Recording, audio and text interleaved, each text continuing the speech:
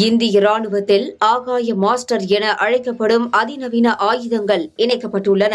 இந்திய ராணுவத்தில் நீண்ட காலமாகவே சோவியத் ரக விமானங்களே பெரும்பான்மையாக பயன்படுத்தப்பட்டு வந்தன.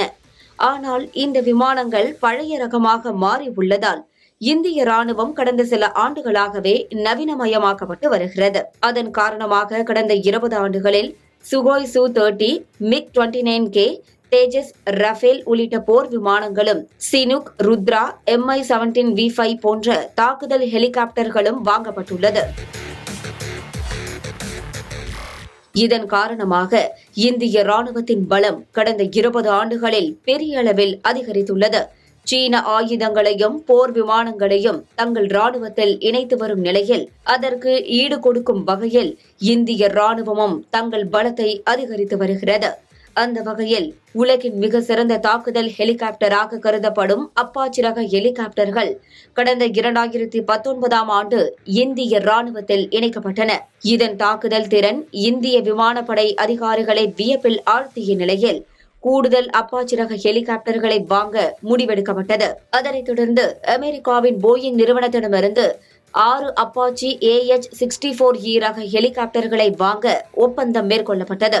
உலக ஆயுத நிபுணர்களால் மாஸ்டர் என அழைக்கப்படும் இந்த அப்பாச்சி AH-64E ரக ஹெலிகாப்டர்கள் ஒரே இடத்தில் பறந்து கொண்டே தாக்குதல் நடத்துவதில் நிபுணத்துவம் கொண்டதாகும்.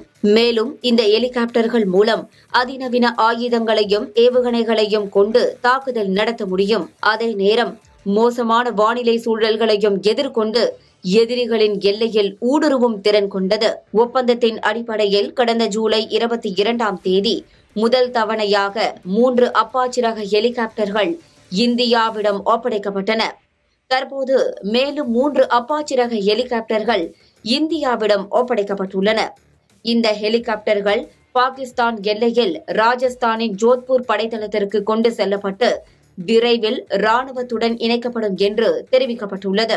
தற்போது இந்திய விமானப்படையில் 26 அப்பாச்சி ரக ஹெலிகாப்டர்கள் உள்ள நிலையில் இது இந்திய ராணுவத்தின் ஒரு மைல்கல் என பாதுகாப்புத்துறை அமைச்சர் ராஜ்நாத் சிங் கூறியுள்ளார்.